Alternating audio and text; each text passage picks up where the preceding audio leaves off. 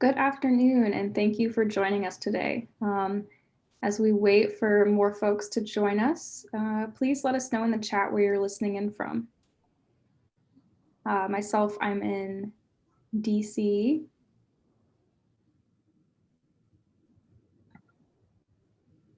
If you're just now joining us, just waiting for others to trickle in before we get started. Don't want to jump ahead, but I see Teresa is in New York. It's great to see you, Teresa. If you want to put in the chat where you're listening in from, be great to see where we're reaching people today. And you can chat with just panelists, or you can chat with all panelists and attendees. As we continue today's discussion, please keep using that chat function for technical questions. If you can't hear us, if you can't see us, and if you have any questions for panelists, just submit those through the Q&A icon at the bottom of your screen. But I think we'll go ahead and get started here. And if you're just now joining us, thank you so much. I'm Holly Peipenberg from the Pulitzer Center. We're a nonprofit journalism organization dedicated to raising awareness of global issues through reporting and events such as today's webinar. I'm so excited to take part in this conversation with such talented storytellers today. I'll have a little brief introduction before we get started.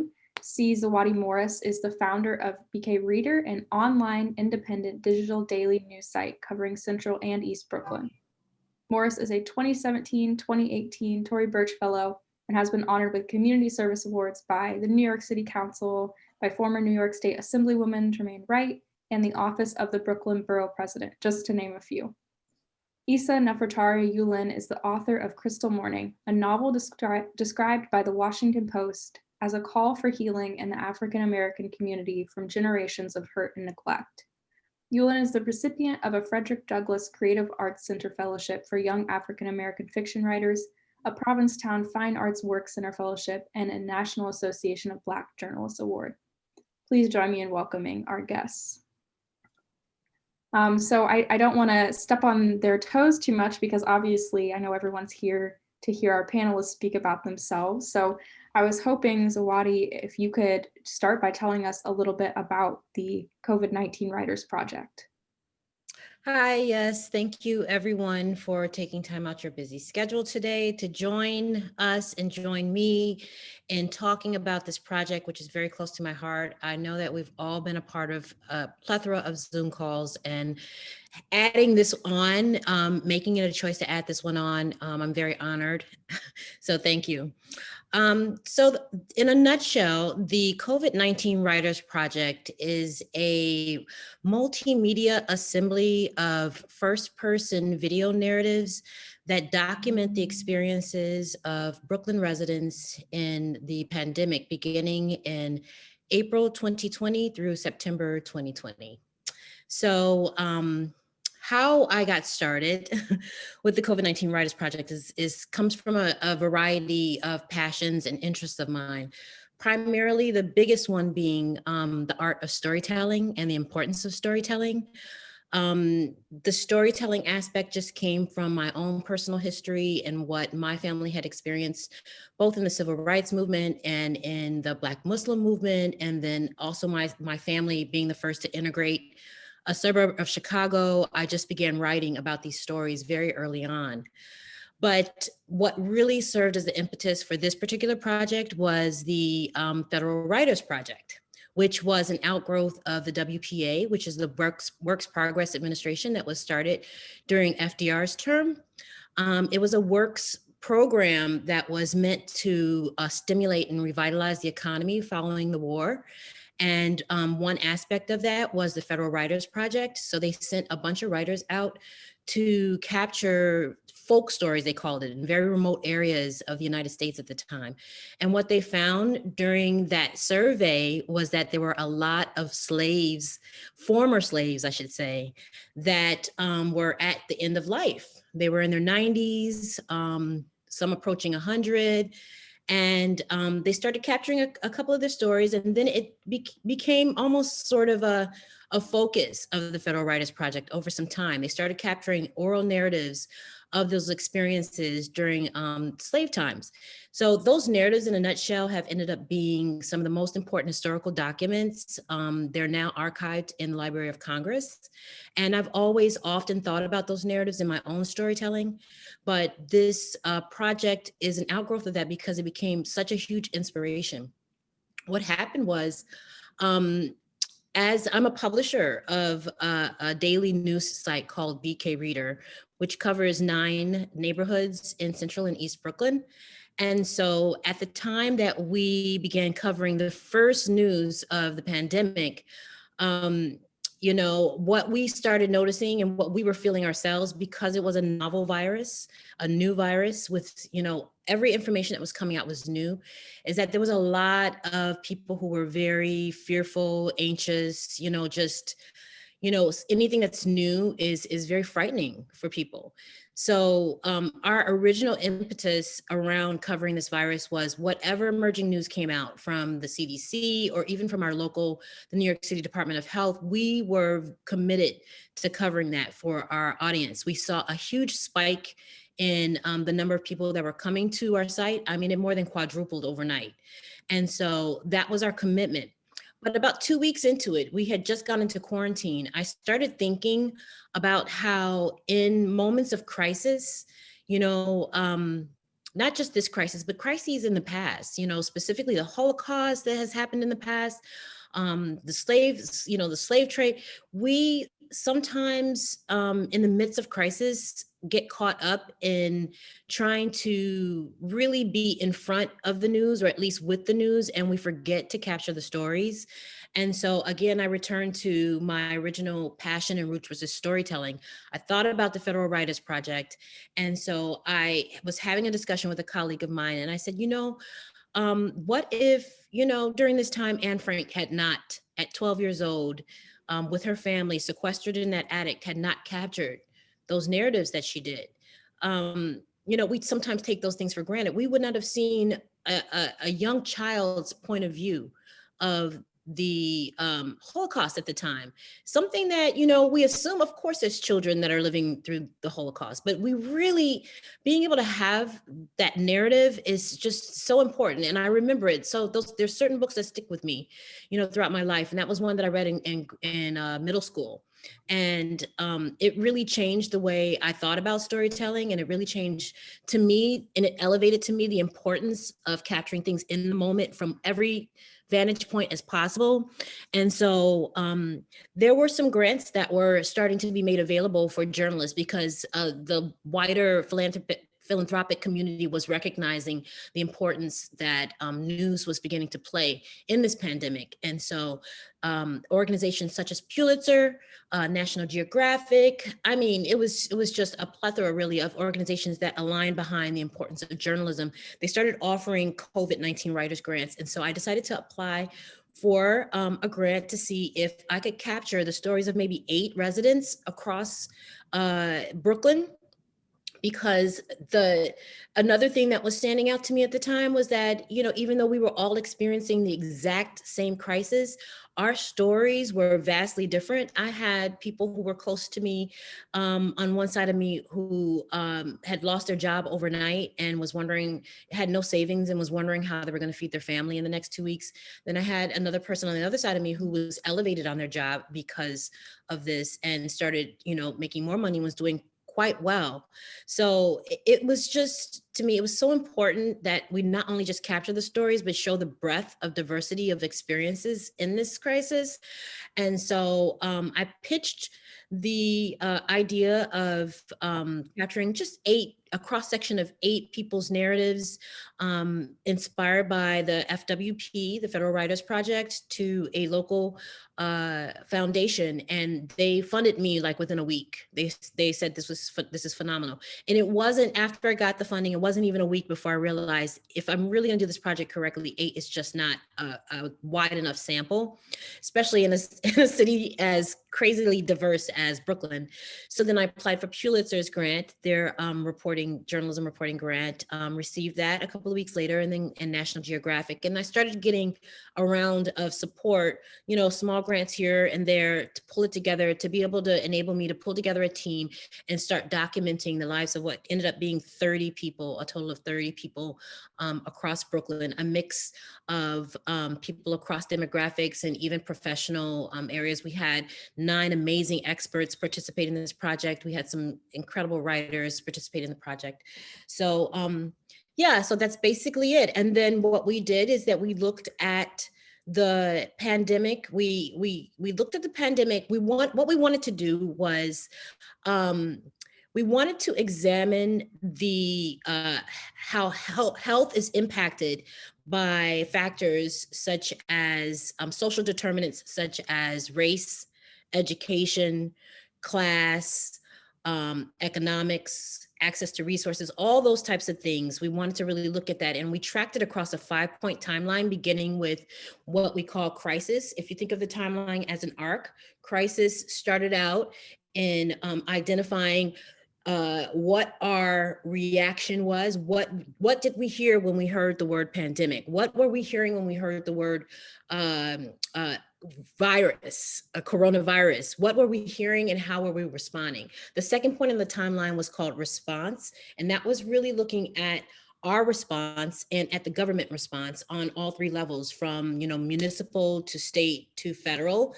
That was really important too, because our response really determined our risk assessment, how seriously we took the virus and how we would react in turn. And then the next point on the timeline, which was in the middle, was devastation, and that's where that's what I identify as the eye of the storm. That's when we were experiencing tremendous loss, loss of lives and loss of our livelihoods as well, whether it be our ability to go outside and socialize, to be able to go out and have, food at restaurants, children's ability to go to school. It was a lot of loss that happened and devastation during that period. And then after that, we had an interesting pivot around late May, early June, which we call awakening. And that was the period that the George Floyd protests erupted, and the social justice movements started happening. And then the final point on the timeline is what we refer to as recovery. And that's the point where we take narratives of people's look back, like what happened, after the devastation, what exactly are you left with? And in that area, which actually happens to be one of my favorite points on the timeline, I was so heartened to learn and find out that many people, even those that experienced amazing, tremendous loss, had silver linings. There were a lot of silver linings in all of this, a lot of lessons learned. And so that's basically what it does. So we have a total of 10 videos between 20 to 40 minutes each, 2 on each point of the timeline. 3 actually in one point of the timeline and 1 in another, but all the other ones have 2. We have a total of 5 essays that speak to each area on the timeline as well, beginning with crisis to response to devastation to awakening and then recovery. And we also have a photo essay that tracks those 5 areas on the timeline as well. We have summaries that give you some background on all of the people that are a part of the project. And also in the project is a forward, for myself. So yeah, really excited, really happy to be able to pull this together. And it is going to serve as an archive, something that we can look back on 50 years from now, 100 years from now, to really see who we were. It's a snapshot into who we were as a country, as a people in Brooklyn, dealing in crisis. Thank you so much. It really is an enormous, fantastic body of work. And I encourage everyone who hasn't had a chance to look at everything yet to take some time, maybe if you get snowed in or something, and check it out, because it's really, really powerful. Eisa, as one of those writers, one of those residents, can you tell us how you got involved in this project? Yes, absolutely. I'm grateful to Zawadi for the opportunity to tell my story, and also to the Pulitzer Center for their support of the project and for hosting this event. Thank you to everyone who's zoomed in today. I'm honored really to contribute to a project conceived in the tradition of the Remembering Slavery Project. When Zawadi said to me that her vision for the COVID-19 Writers Project was consistent with remembering slavery, I knew I had to be involved. And as she said, this was the WPA project that FDR funded as part of the New Deal, because art is critical in any crisis, right? And folk art, as it's sometimes called, the voiced expressions of our people, perhaps are most essential of all in the midst of crisis. In this country especially, the voiced expression of Black people is always of critical importance because we are always in crisis in this country. Zora Neale Hurston was a member of the WPA team, the Federal Writers Project, as Zawadi said, paid to travel throughout the South. Hurston traveled throughout Florida and captured the stories of formerly enslaved people. This was in the 1930s, and my parents were born in the 1940s. So crisis is not a distant memory for my people. I can imagine Zora utilizing her skills as an anthropologist, her writer's ear, her deep affection for beautiful Black people, as she listened to formerly enslaved people testify. And I can imagine the many surfaced emotions as our beautiful Black people witnessed and remembered their enslavement. You know, Zawadi and I and the other contributors to this important project could never, ever even dream to rank with Zora. She's the queen. That's impossible. But what I want to, the reason why her name is coming up for me is because what Zora did was that she reinforced for all of us the truth that Black stories matter. When we Black people remember the act and tell it, we are performing the most essential act of all. Our stories have been silenced by racist whites for 400 years. And so any voiced expression is an act of resistance. Now, this is true for all marginalized people, all BIPOC, and especially so for all Black people in this country. To remember and tell is to perform an act of recovery. If I asked everyone in this Zoom who read something about the Civil War when they were in school, all of you would likely raise your hands. You read at the very minimum a textbook, a chapter about the Civil War. However, if I asked everyone in this Zoom who read something about the Civil War from the particular perspective of an enslaved Black woman or man, far fewer people would raise their hands. Why are white people telling the story of Black people's enslavement? Why is this the perspective that American school children learn? It's an illogical entry point, and yet it is the one that has been so normalized that too few of us bothered to question it when we were in school reading that textbook. Too few of us looked at our teachers and asked, why this voice? Why this tone? Why this interpretation of the facts? Where are the lived experiences of the enslaved?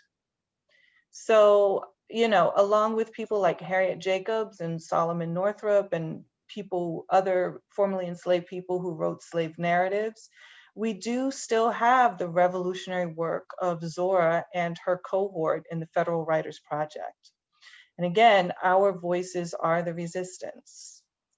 So we who have been divested of our agency and the power of voiced expression in the public realm commit to an act of resistance when we use our hard-won access to bear witness to the event.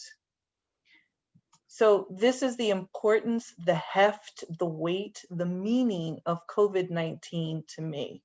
And this is why I was thrilled and took very seriously the work that Zawadi offered me. I trusted her as an established professional, someone who I admire in the field. I trusted her vision as a Black woman culture worker. And I think Zawadi entered this project with her journalist's emphasis on fact-based evidence, but she encouraged me to tell my story as I remembered it in an artful, creative way. And that was a real gift, her gift of permission to tell the truth as I experienced it in my own voice. It was liberating. I actually, when I was writing my contribution to Zawadi's COVID-19 project, I actually pulled from a journal entry that I had written very early in the quarantine here in New York, here in Brooklyn, and I wrote from there. And the original draft had just 2 journal entries, one early on in the crisis in March and one much later in August. And Zawadi took one look at my work and said, no. I had gone much longer. I had written myself out of the crisis period and into recovery. And what she wanted really was for me to go deeper into the crisis and my lived experiences in that critical moment in time. And I think it was sort of a psychological need on my part to sort of write my way out of the crisis instead of staying in it. But she and I, we talked about memory, we talked about writing in the moment and writing after the moment had passed. And for me, you know, really re-entering the crisis period wasn't so difficult in terms of memory, in that I was recovering the not so distant past. It was more sort of the emotional weight of going back into that experience of crisis. So to write the story, I used old text messages, important dates, like the dates I talked to my son's pulmonologist, and the last day of school for my son, which also became the last day of work for me, going into work at Hunter College. And I just returned. I returned to the experience, to the crisis point. So again, the work was difficult in terms of the emotional work, the emotional investment, because to make the pain feel present, I had to experience it again, right? I had to remember when I wanted to wail against the wall of my bedroom as I zoomed into yet another funeral. I had to remember my son asking me, even in July and August this summer, if I was going to a funeral just because he saw me turn on my computer at a weird hour. I had to remember the stories of friends who were hospitalized, the friends who tested positive in the crisis period. I had to remember the stories of my friends who were counting the dead in their apartment buildings here in Brooklyn. I had to remember the haunted faces of my students. I teach at Hunter College, who were curled fist-like in fetal positions when they showed up for the Zoom synchronous learning that we put in place in the CUNY system. I had to look at them, you know, who they showed up with their covers over their heads, the way that children huddle under covers during a bad storm. I had to remember the voices and the looks on my students when they were looking at me in the Zoom call and asking me questions I couldn't answer, like, where were the tests? Who gets the recovery money? Why won't my employer provide PPE when so many of the people at my place of work have already gotten COVID? And probably the most difficult question of all was, can I get an extension? Because they were asking for extensions because their mother had tested positive for COVID, right? Because their child had gotten sick and they weren't sure if they had COVID or not. I had to remember my child who was pumped on this cocktail of drugs to control his asthma so that we wouldn't have to go to the hospital to have him nebulized. And this kid who still had to Zoom into school and figure out the technology, you know, an 11-year-old child. My kid who, like his peers, even the children who are older than him, high school kids who are the children of friends of mine, who, even when it was safe again this summer, had to be coaxed back outside because they had been so traumatized by that 3-month quarantine. So, you know, when Zawadi asked me to contribute, I knew that I had to give my people agency. I had to remember and tell, because really, you know, if we think about it, you know, I talked about slavery a moment ago, but who is really writing the narrative of COVID-19? Who's writing the story now? Who's in control of the story that is COVID-19 here in Brooklyn? Is this Donald Trump's story to tell? Does the story belong to Governor Cuomo? Is CNN supposed to tell this story, our story, in a meaningful way? So for Zawadi to get everyday folk and capture their experiences in addition to the work that was coming from published writers, I think was absolutely essential. This autonomy, this power to remember and tell is everything, especially when we are in crisis. And, you know, now we are experiencing it again. And when I say it, I mean this surge, this spike in coronavirus cases. This virus is ravaging the country. This country that, in my opinion, has not had the benefit of effective leadership through the crisis. And even through all of those cycles, that arc that Zawadi just talked about. Things are definitely different for us this time because of the Black Lives Matter protests following George Floyd's murder. We know that we can be masked and be outside and be fairly safe. I have talked to my child and told him that as the numbers go up, we'll still be able to go outside and get exercise and sun. We won't be inside for 3 months or longer, or even less. That's not likely to happen.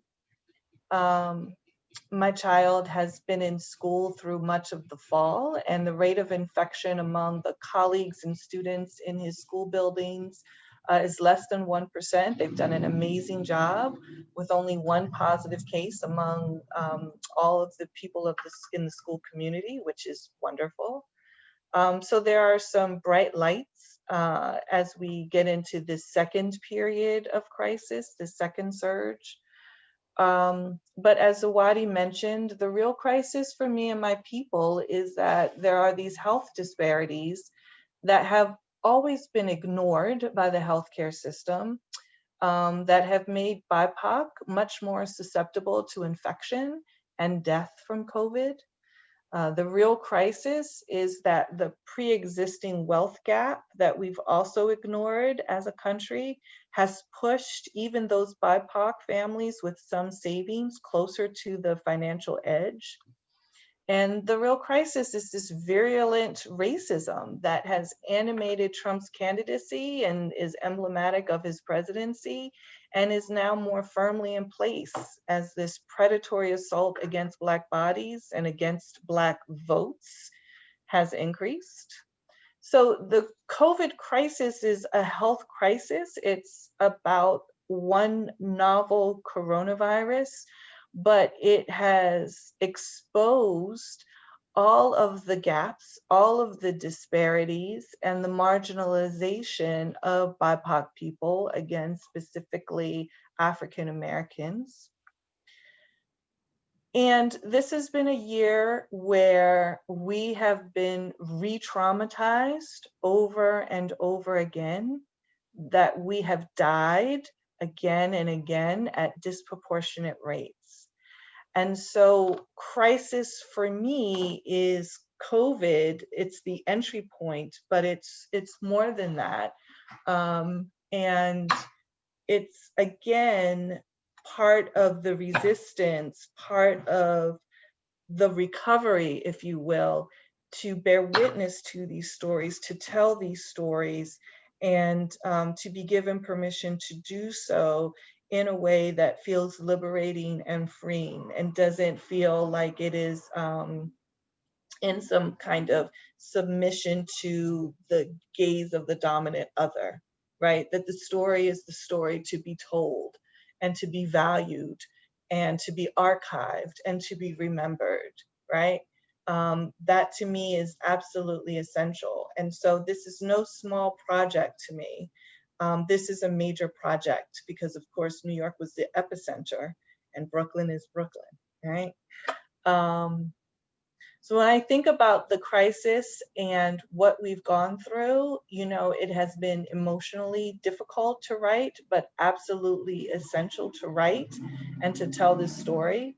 And, you know, what I remember is that we as a people have been through so much already. And as my great grandmother used to say, this too shall pass. And right now is challenging, but in the end, we will still be here. We will still be whole in that future because our past has been preserved. Thank you so much. And that reminds me, I have so many questions I want to ask the two of you, but you know, you talking about what's going to be remembered, and talking about Zora's work as well. It reminds me of this question I saw in the Q&A from Alan, who I think had to actually leave to go to another Zoom call, but I think it's a really great question, which he asks about the differences with respect to generations of those impacted. And, you know, just the fact that, Eisa, you know, you're working with students and maybe this is one of the first traumas that they've had to deal with on their own. But, you know, with older generations, this is not the first time. Granted, it hasn't been to this scale, but, you know, they may have lived through something similar before, maybe not a pandemic, but something just as stifling and dangerous. And so I'm wondering maybe if either of you, maybe Zawadi, as you're kind of overseeing this whole project, if you saw any differences generationally. Definitely. Well, first of all, the older generation has lived through other crises that they can remember and recall. It might not have been a pandemic, but older generations have lived through minor health crises such as measles and mumps and, you know, rubella, all those things. Many of the older generation had been experiencing that in their own youth. And so this idea of being protective during a health crisis wasn't necessarily something that was brand new to them. Not to say that they were had taken on less precaution, but an older generation just already has a set, like almost a toolbox for how they deal with things falling apart around them. And I mean, even as elderly people, they're dealing with that even without a crisis, you know, even without an external crisis. So the way, what I was expecting and did not necessarily hear from some of my older participants in the project was I didn't hear the same level of fear from them.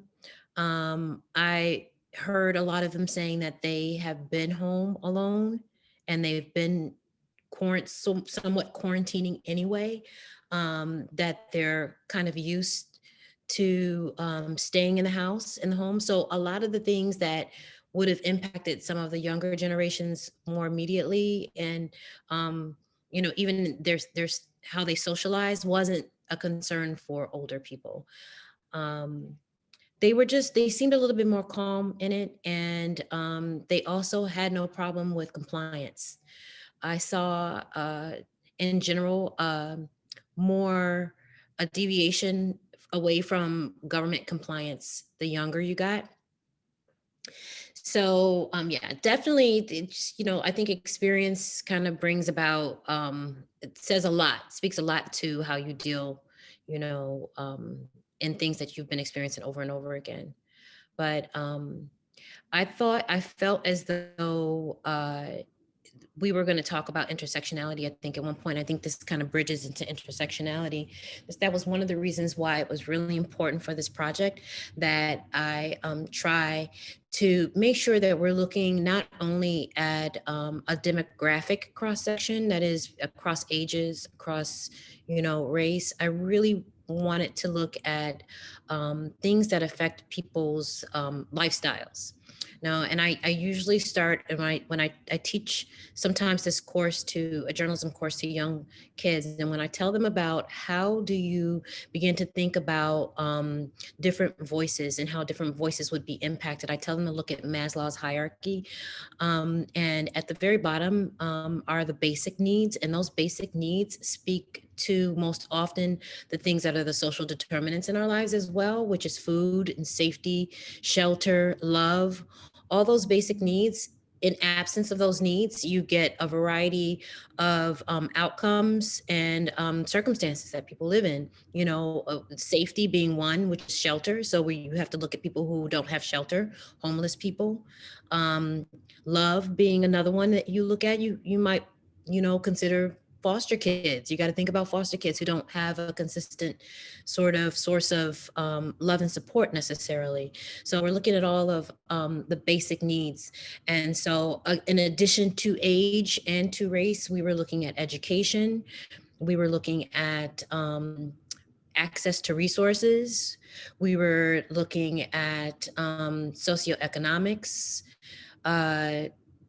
all of those things that are outside of what you're intrinsically born with. And so, that provided us a very wide breadth. And being as lucky as we are to be in Brooklyn, you could throw a stone and pretty much be able to identify someone that would fall in that category. So we were learning about a month into the pandemic that people of color, women of color, and also Latinos were being impacted more. So it was important that we not draw that specific conclusion that, okay, yes, it's one thing to say that people of color are being impacted more, but we need to understand why.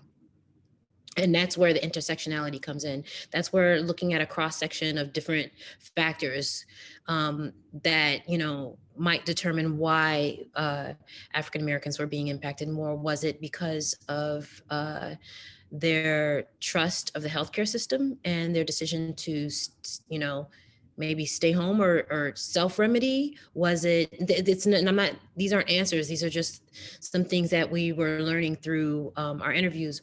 Or it could be, a variety of things. It could be that, or it might be because a lot of African Americans and people of color had to actually work and stay in the city, whereas people with more financial resources, when the pandemic hit, picked up and went to their second homes or went to stay with relatives outside of the city. So it's an issue of mobility and resources and access to resources. So all of those things, those all provide, that's when we talk about intersectionality. All those things really give us a clearer picture, and the intersection of them gives us a clearer picture of the reason why things were happening versus just that they were happening to this specific group of people.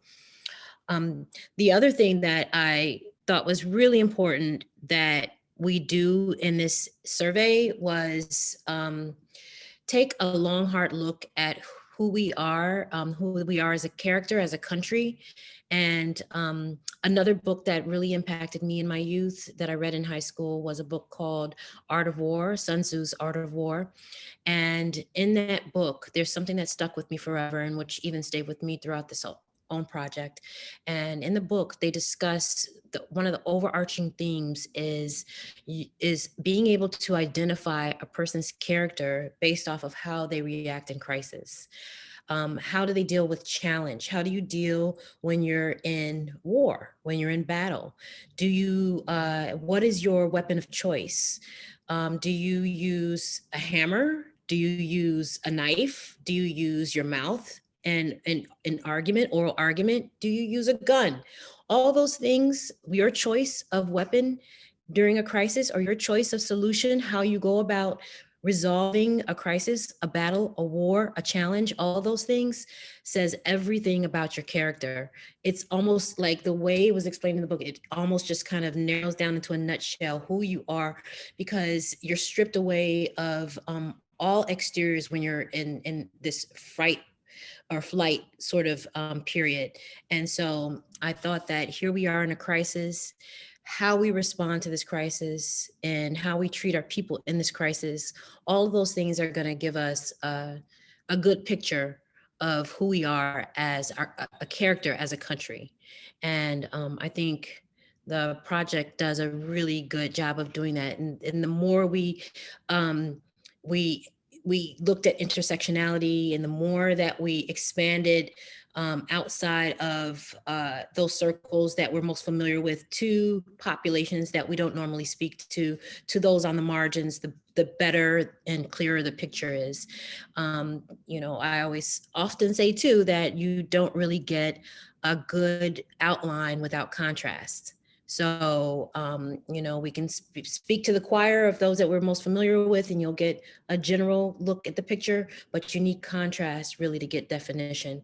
And so that was a big goal of this project, was to create as many not contrasting voices, but as many diverse voices as possible to kind of build a very good picture of our character. That is a feat. I mean, in order to bring in all of those different voices, and, you know, as a follow-up question, I'm wondering, what were the challenges for gathering all of those stories and narratives from subjects and reaching residents who might be, you know, living on the margins or outside of, you know, the communities you typically interact with, who, like you said, are kind of outside of the, you know, the echo chamber? Right. So there was a challenge with that. Thank you for asking that. We had some challenges with reaching those on the margin, especially in the midst of a crisis when people's most immediate needs, again, back to those basic needs. And how do you approach someone and ask them to be a part of a project, to stop and talk to you and share and be intimate with you when you are living on the street, or when you don't know when you're going to get your next meal, or when you're without a job, or when you're trying to teach your child how to remote learn and you're not past an 8th grade education, you know, those types of things, and asking them to expose themselves and be vulnerable in those circumstances wasn't, I don't, I'm going to say it, we didn't think that part all the way through. So as a journalist, normally when these sort of stories or situation arise, they come to us. We're alerted to a family that has, you know, lost their home to a fire. And so they're there to speak to us. So stories, again, emerge and for us as breaking news or as emerging news, and they're made available. These subjects are made available in a situation like this, where we actually have to go out and find and dig in the moment, because again, we had only a 6-month timeline. What ended up happening was we came to almost a month before the conclusion of the project, and I realized that all the voices that we had were the accessible voices. We had a nice cross-section of voices, but they were all those that were accessible, immediately accessible to us.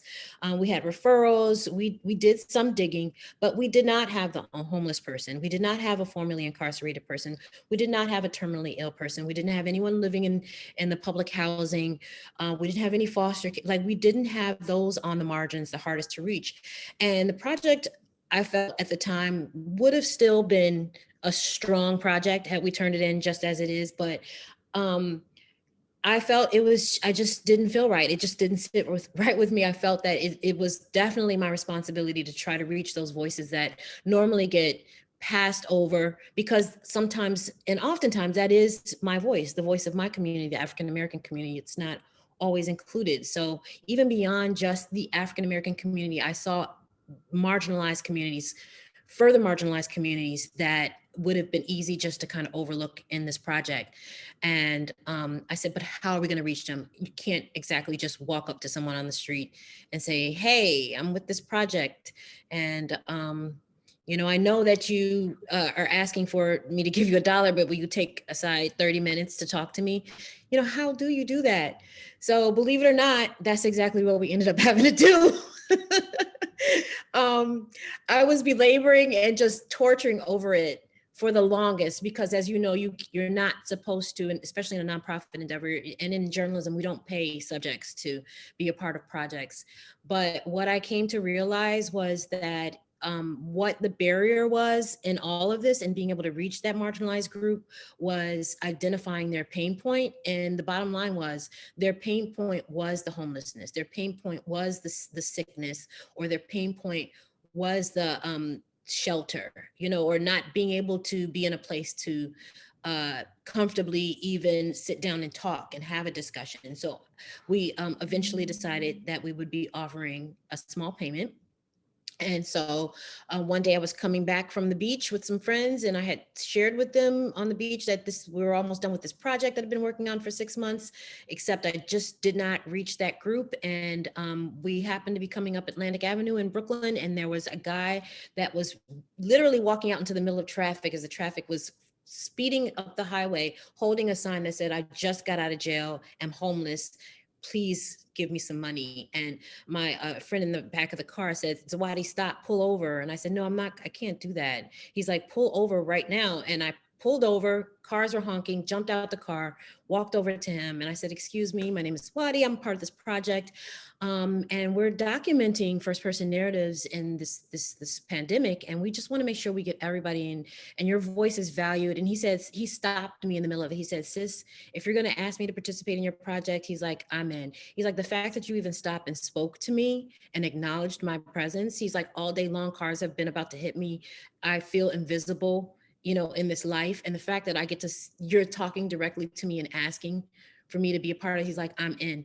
And then that was before I even offered the money. So, I said, well, we're offering a little compensation, and, and also some compensation for referrals. And when I tell you that by 6 o'clock that evening, 3 hours later, I had about 10 phone calls from referrals of people saying, "Hi, I was formerly incarcerated and I have HIV. Hi, I'm a janitor and I'm working, and, I'm taking care of, a bunch of foster kids. Hi," I'm like, we had so many folks on the margins. It was like coming from out, like the movie Ghost. They were just coming from out of nowhere. And so that led to that. And when we offered them also compensation and referral fee, that led to, we just had an overwhelming response. And so suddenly at the end of the project, we had access to an amazing group of people. And I'm so happy that we pushed and decided to do that, because their stories, to me, those are the stories that really were turnkey. They were the voices that were so just like amazingly insightful and intelligent. It was just, I'm so happy. It really rounded off the project and made it that much more meaningful, I think, to me. Yeah. No, I think that's, what makes it really good journalism, seeking out those voices, because otherwise it's not news. It's not a narrative someone has already heard. Right. And, just thinking about what you said about what is your weapon of choice, during a crisis. And I think, both of you really dealt with communication and, using your words to figure out what was going on. Eisa, I remember reading your piece, you talk a lot about how information is concealed while you were, trying to talk to your students about what was going on. You really didn't know, and you were going to your cousin for information and your friends, because, the government, both locally and nationally, would not supply the communication we needed. And I'm wondering, reflecting on that crisis and the crisis that we continue to be in now, how would you describe the communication that we're getting at this point? Yeah, so the word to describe the way that I felt as a mother, as a wife, as a resident in Brooklyn, as an educator, as a teacher, would be disappointed. The Bob Woodward tapes were really revealing, to hear the voice of the president say, "Oh, I know, and it travels through the air, and you have to have a mask." And, as head, like I said, I'm a mom, I'm a teacher, so I'm used to organizing and planning things. I'm a Capricorn. And so it doesn't take a lot to understand what kind of executive decision making should have been in place, right? And you sort of phase in this idea of being masked. You normalize the idea of wearing masks. You know, use the War Powers Act or whatever, you know, mechanism you have in place to produce more of those masks and the kinds of personal protective equipment that everyday people are going to want to utilize, you know, face shields and gloves and that sort of thing, because we really didn't know at that time that surfaces weren't quite as dangerous as we thought they were, right? I remember going one time the week before Easter to the store during the 3-month quarantine, and the length of time it took me to swipe my card at the store because it was awkward with the plastic gloves that I was wearing. And then, well, when you touch the thing, what do you use to touch your card to pull it out? And which fingers did I use to put it? And so, you know, not having, I mean, it's a novel virus, so there was much for science to learn about this particular coronavirus strain. Having said that, there was a lot that we did know. And not having the information so that I could make executive level decisions in my family and for my students was just very frustrating and super disappointing. I think that the Cuomo fireside chats were what we all sort of decide, you know, sort of as a nation, not just here in New York City or in New York State, really clung to through the crisis. You know, this is what it is, and this is what we're doing about it, and this is how long it's going to take, and this is what you can expect. You know, it's so simple. You simply lay out the facts, and then people are actually more at ease than if you withhold that information and they enter into the crisis period. I think that we should be glad that more of us have access to the kind of information that I was able to pull. You know, you're right. I have family members who were on some of the calls. And so I could get a little more information than that which was being made available sort of through the mainstream media. That was very helpful for me in making decisions about what to do and when to do it and to take things seriously. But that did not, you know, it's funny to hear Zawadi talk about older people having much more calm, because that is not what I had, you know. And I remember March 9th was just a day of just, as I wrote in the piece, my head was spinning, spinning, spinning, just trying to galvanize and use our limited resources and get what I can and, you know, just secure my family and to keep my family alive, to keep my family safe. Like, that's my job, right? I'm the grown-up. My husband and I working together, of course. And so I am very, and I don't know if it's because we've been pitched to such a degree through the past 4 years, but when Joe Biden comes on and he just, you know, he's just kind of flat and just calmly talks, I'm like, woohoo, you know, to not have this sort of fervor and uh, um, a lack of transparency. It's very calming. So I think that we will be in better shape in terms of information and communication sharing. I will say this, and then I'll shut up because I know I'm talking for a long time. But to Zawadi's earlier point, it is newspapers like BK Reader, right? And other local press that I found had much more sort of on the ground, in the moment information that I could rely on. And so it doesn't surprise me that readership increased, because that's when it becomes so clear how important it is that we have independent journalism, independent press, and local press. Local, local, local. Like, we need that hyper local press. And, you know, the consolidation of media into these huge mega corporations really erodes the opportunity for real on the ground journalism like that which Zawadi just described. And so to know your community, to know Atlantic Avenue, to know that corner, to know your people, enables if the kind of effective journalism that allowed her to create a, a trust, right? And to get the information that we all need. So that's my answer to that.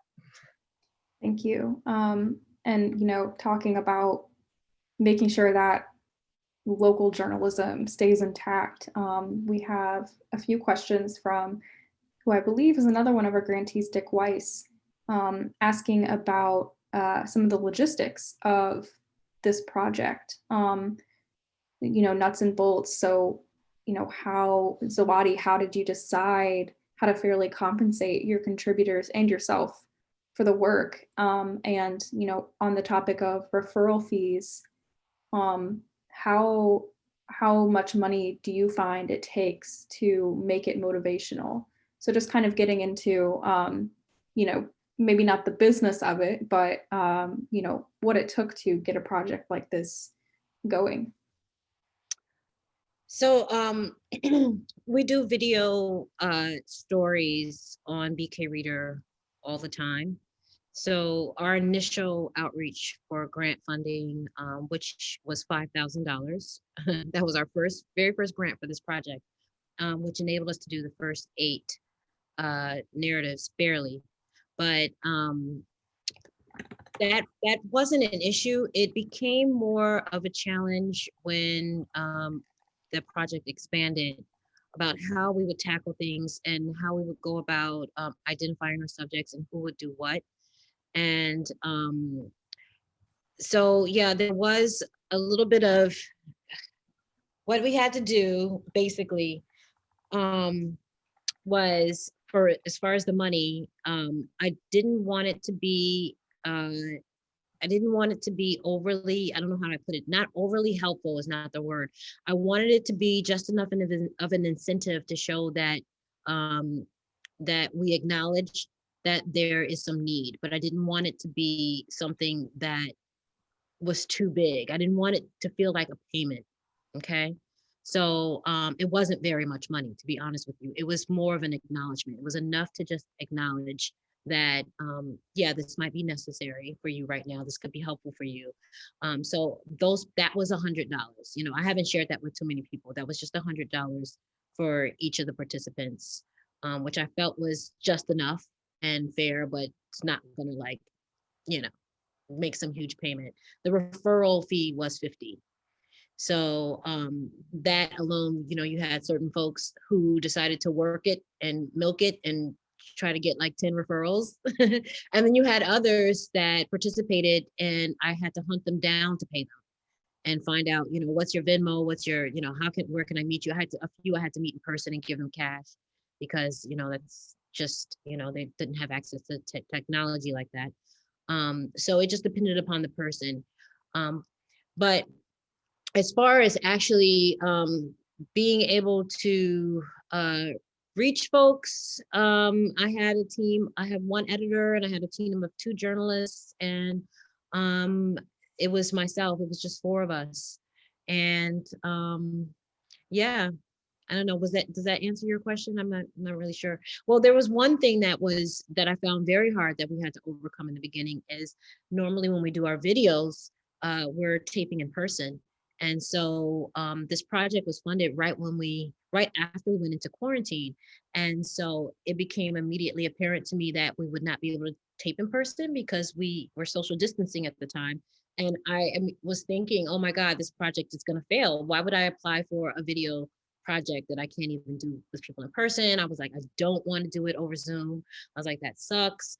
But after some more thought, and some discussion with one of my team members, we decided Zoom was actually the best approach because it was a direct reflection of our digital thumbprint at the time. And it was, quite frankly, the only way we were communicating. So if we were going to be true to the project and who we were, taking a snapshot, serving as an archive down the line, it was important that we did show that this is exactly how we're communicating is over Zoom, and then also over Zoom, you got to see a very wide cross-section of people's internet connectivity and capabilities and technology. We had some young folks that we dealt with that were borrowing their neighbor's iPad. We had others that had really sketchy internet access, so it was going in and out during the taping. We left it like that. So you'll see that even the quality of the video segments, when you take a look at them, it varies as well. You'll see that when we speak to someone like Dr. Jonathan Metzl, he's the author of Dying of Whiteness. He was one of our expert voices. His video is quite clear. He's working from his office. His technology is pristine.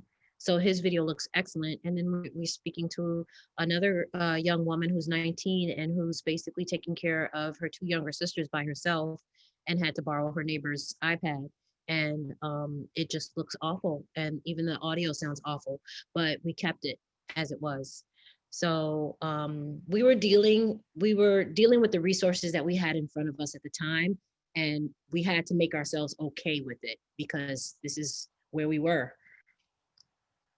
Thank you. I think coming from a journalism background, but just in general, I think it's really fascinating to hear about, the behind the scenes and something as big and wide reaching as this. The narratives you were able to bring together is really, really incredible. And looking at it from an outsider's point of view, I think it's a perfect collection, but I'm wondering if either of you, is there a different way you would tell the story now looking back? It's, hindsight is always 2020, I guess, but, and you may say, no, I'm completely good with it is a perfect representation of what happened, but I'm just curious if there's anything looking back either of you would add to your work or. It's interesting that you asked that because the answer is yes and no. No, I'm going to say no first because I wasn't really trying to tell a specific story. I was trying to let the story kind of tell itself. And what the goal was to allow these narratives to kind of build a photograph, a picture of who we are as a society, of our character, of where we were in this moment. It may be a completely different picture with a different leadership, with a different president, but right now with the president that we have and the circumstances we have, I wanted us to look at that and see, so we won't repeat those mistakes, or maybe if there were some great things done, we can do that again. So I wasn't trying to tell the story and trying to tell a certain story, but as far as the way I would tell it, there were a few things that I would do a little bit different, and I can credit Eisa for this because in some of our initial discussions, when I asked her to kind of look back again, we had to go back and forth with the essay that she wrote on crisis. I was asking her to recall, and she brought up the point that speaking in the present moment is quite different than speaking about something a week from now, a month from now, or even 3 months from now. Or even a day from now. Our opinions about things change based off of the information we have. And so, what I know about the virus today, this definitely impacts how I speak about the virus now, as opposed to how I have spoken about it 6 months ago. So even as I'm writing and I'm thinking I'm recalling what I was feeling at the time, it's actually colored with the information that I have now. And so you're not even aware of how much influence a little bit of time can have on your narrative.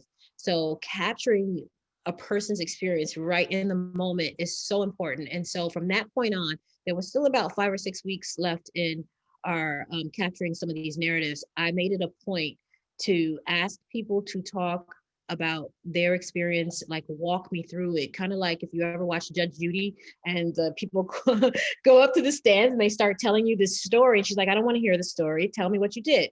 Tell me you walk to the refrigerator, you open the refrigerator. She's like, tell me everything. And when they start telling the story exactly of what they did, it becomes a completely different story than the story that they were telling. So that was the tactic that we began using when we spoke to our participants. We weren't necessarily asking that in the beginning. We were asking them to recall, but this time, the rest of the project moving forward, I began to ask them to do more than recall. Actually, tell me what you were doing in that moment. Like, then you did what? Then what happened? And then how did you feel? And so getting them to remove themselves from this idea that they're doing an interview and more that they are just walking me through their life, it puts them in a very almost existential sort of point of view. And it's so liberating because they're actually watching themselves think and remember. And, that type of narrative, that's the direction I would take if I were to do this project again, is my line of questioning and helping people to kind of get to that point where they talk about their experience in the now and learn how to let go of editorial necessarily an opinion or what you're thinking that I'm trying to get at, as the person asking me these questions, and just tell me.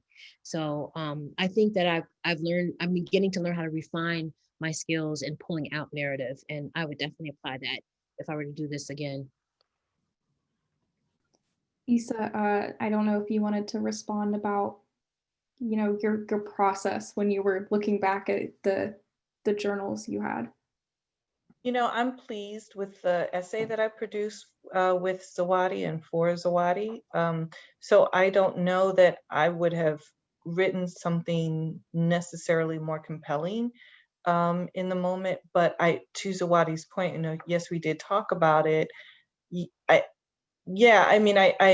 have this, it's kind of, we went into quarantine with this vision, I'm gonna knit a sweater, write a novel, bake bread, clean my closets. And mostly we just sort of wrapped ourselves in our blankets and stared at the television. Zawadi is the most productive person that I think came out of the quarantine period. And if anything, we all sort of slacked off a bit. And so I didn't keep a daily journal. Had I known that I was going to be contributing to this project in the moment, I would have kept a daily journal. And I never would record the Zoom videos of my student synchronous learning sessions, my lectures with students and discussions with them. But again, hindsight is 2020. I think some of that video would have been really important to archive for future use and to be viewed by people who really were trying to understand what it was to be in the moment.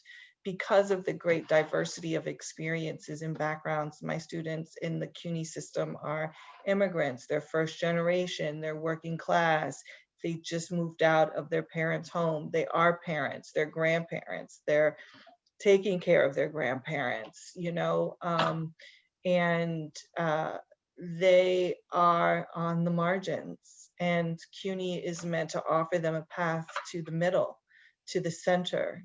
And COVID disrupted that vision and disrupted that pathway, right? And so their marginalized status, their marginalized experience became more vivid, more apparent, more felt. And there were some deep emotional moments. I mean, we didn't meet and just cry through every class session, but my students said that I was able to put up videos for them to watch asynchronously, and the synchronous learning really was centered on them. How are you doing? What are you feeling? What are you going through? Are you okay? And that took up the time that it took up, and sometimes it was the whole class period, depending on where we were in the crisis. So if I could go back in time, I would ask for permission to record those sessions because I think they would have been nice to include with Zawadi's COVID-19 Writers Project. Thank you. I think, we always hope nothing like this ever happens again, but you both spoke about how this project, Zawadi, especially how about you were inspired by something a project that had already been in existence. So, I think just the importance of telling these stories in the moment is reaffirmed over and over. And I have another question from Alan here. I want to make sure that everyone has a chance to put their questions for Zawadi and Eisa in the chat if you haven't already, because we are getting sort of close to the end of our time together. Alan was wondering about a curriculum being developed, and if you had anything on that, Zawadi. If not, I think, it's a great opportunity, Eisa, especially you speaking about the resources for students in the future. Oh, you're still muted. Okay, sorry. Holly, it's funny you bring that up because Pulitzer Center created a classroom curriculum that you can find on the Pulitzer site. So if you go to pulitzercenter.org and you put in the COVID-19 Writers Project, they have about 80% of our project assets there that you can take a look at. You can also find the project on Scribe, scriibe.org, which is our nonprofit sister site of BK Reader.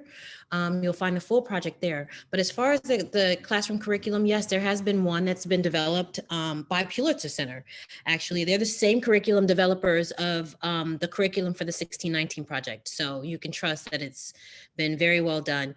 I actually have been thinking about applying for an additional grant to create a few more curriculums because the project is so layered and multifaceted and can really be examined with each of those videos being between 20 to 40 minutes and looking at a specific timeline across a specific set of themes. Each of those can literally be a week of discussion.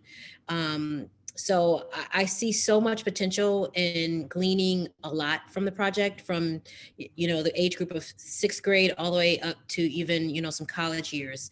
I think that it could have some value. So I've been thinking about, doing my own sort of curriculum outreach development, but in the meantime, Pulitzer has put one together that's available on the site. Thank you for that, heads up, Zawadi, because we are definitely proud of our K through 12 team. And I know they'll be more than happy to work with you on some future curriculum, because I think that it really is such a benefit to so many students, and it's just incredible watching it become part of this living history that we're in.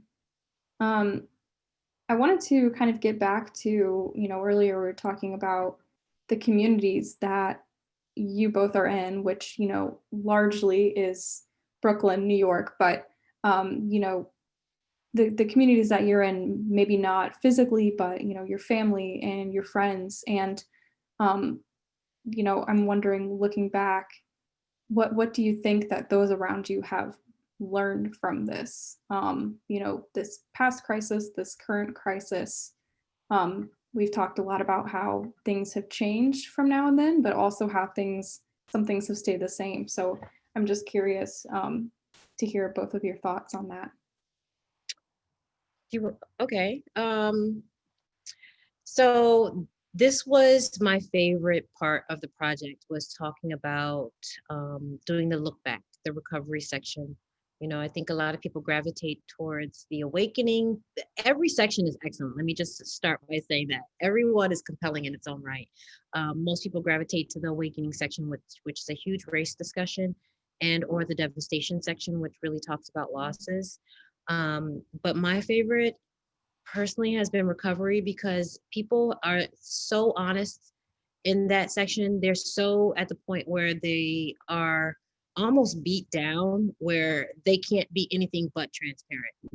And so what came out of that recovery section, if you really want a good sense of what was learned, you can look at those videos in recovery, and it will make you laugh, cry, cheer, just be so amped, all the emotions will be felt. But I think more than anything, two things that people got out of this pandemic was the importance of self-sufficiency And the realization that we need to look to our nonprofit organizations and essential workers and the people who are in our communities and on the ground to build our strongest networks, because those are the ones that came to the rescue in this time of crisis.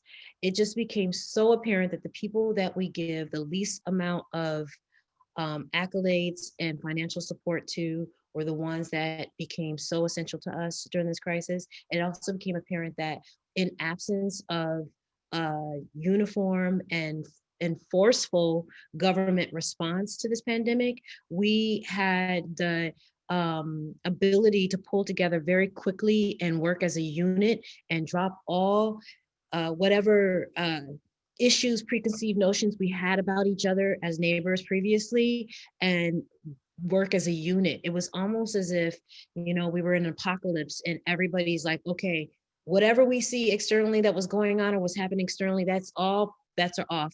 This is the skills I have. These are the skills. We all started talking and organizing, collaborating, and we made it happen. And people felt so good about that and about themselves, realizing that we have what it takes to be self-sufficient and to also be organized and work with each other and help each other out. And this really forced us to decentralize our efforts from being top down to really looking towards each other and learning how to be interdependent. So learning to be independent and interdependent became two big themes that I think people began to learn. Before we thought that the big, president or, big leader in the sky, or whoever it was, the big government was the one that was authoring our futures. And when we were completely dropped on our butts and left with nothing, we had to come up with solutions, and we did. So, and that was, you could see it on a microcosm and macrocosm across the board. Everybody learned how to be solutions oriented, how to be independent, interdependent. The second, I think, lesson that people learned out of this, which I thought was also beautiful, a beautiful silver lining, was the great value we all had in just being still. And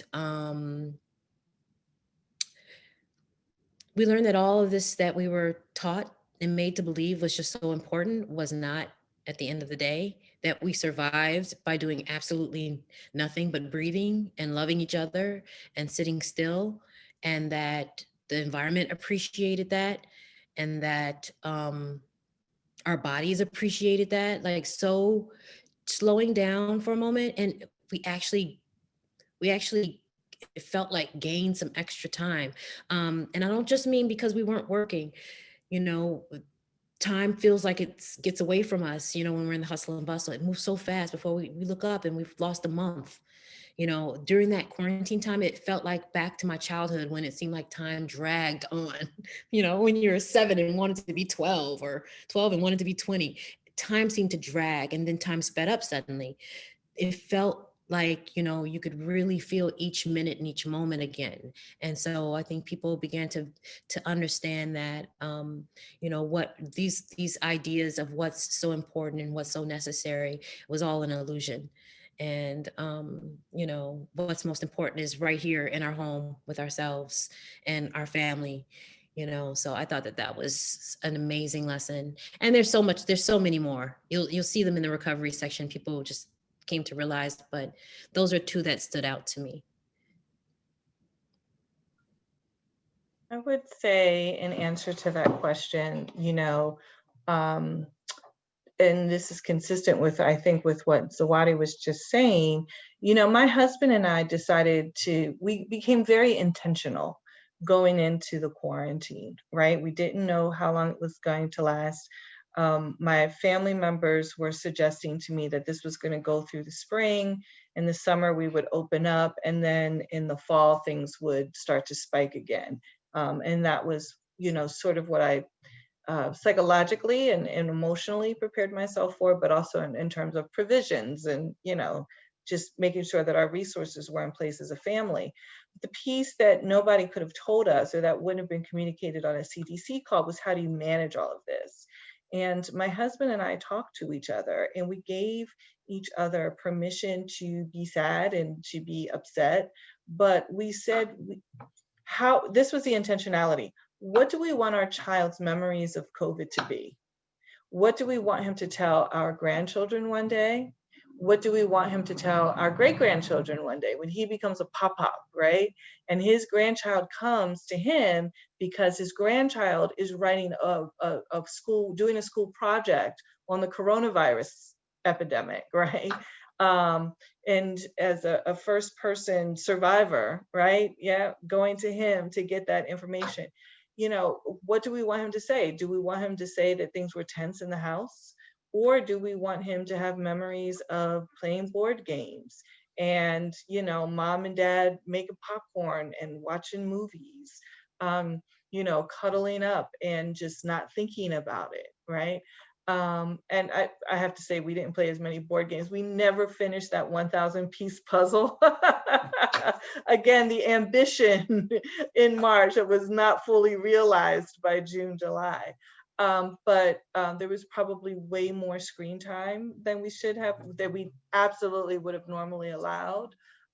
He was on Fortnite a lot, communicating with his friends, but that was the path of communication for them. They were able to talk to each other while they were playing a game. It was as active as it was going to get in that 3-month quarantine period. And so I think that the big lesson for me was that my partner and I, my husband and I, really can get through a crisis together, right? That we really can be intentional, and we can survive, you know, with our marriage being in place. And I think on a larger level, this is the reason why the protests following George Floyd's murder became so global in scope and really became the largest public demonstrations in history. I think it's because people were censuring the, now what we call essential workers, censuring people of African descent living in Europe and in the United States, and who were suffering at disproportionate rates, censuring the experience of dispossession and a kind of abnegation of self that occurs when you're not in the public realm, when you're not leaving your home, when you're not going to work, and you're not getting that sort of external validation. I think too, it's because people didn't have to go to work, right? So they had time to go out and ride their bikes and protest. And they had this sort of focus, but you know, the focus could have been on frivolity. The focus could have been on, you know, reality television, right? The focus really became on something substantive and meaningful. And it's like the earth itself experienced a period of recovery, right? Our crisis enabled the earth to sort of breathe without us for some time. And that was wonderful to see, right? That the natural world would return, that the natural world would come out again. And that 3 months without a whole lot of human movement, particularly through the industrialized world, it's an old term, I know, but that could allow the planet space to breathe, right? I think that's very hopeful for our shared future, and for the conservation of our humanity and our dignity as humans, right? I think that the Black Lives Matter protests were dignified and beautiful. And I think that the planet itself was able to return to a more dignified space. And so for me, that's the proverbial silver lining. That's the good that came out of the horror, really, that was this novel coronavirus, and still is. Thank you. Thank you both. I know we're getting close to time here, so before we close out for the day, I wanted to, you know, give you both a chance to, you know, add anything that, you know, maybe I didn't touch on, or you want the audience to know before we say goodbye. But you know, if there are just any other messages you want to share, now is your moment. Otherwise, I will definitely encourage our viewers to read and watch the work in this project. Let me see. So I'll take this moment, Holly, to thank you in the Pulitzer Center. Definitely encourage anyone who has not seen the project yet to please go to scribe.org, scriibe.org, or the pulitzercenter.org that also is hosting the project. And really, take the time to look through the narratives. Very proud of this work. I think it can serve so many purposes, not only as a release for us and helping to bridge a lot of understanding and empathy. That's what a lot of this is about empathy. And understanding of who we are, but also it's an opportunity to learn and to not repeat, as we are now back in crisis, some of the things that we did before. But that's it. I thank you guys again for attending. And if we have time for any more questions, I'd be happy to take any. I hate that we didn't get through everybody's questions.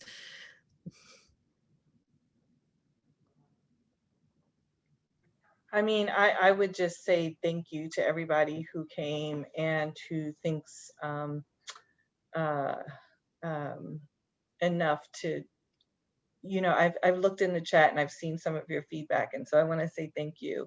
Those thoughtful, meaningful responses in the chat are very edifying, and I appreciate them very much. I want to again thank Zawadi for allowing me to participate. Holly, thank you for putting this together and being so receptive and kind as we were thinking about this panel, and to the Pulitzer Center. It feels like this has been a safe space to really, share our stories and our perspectives. And that's super, super, super important. And I'm grateful.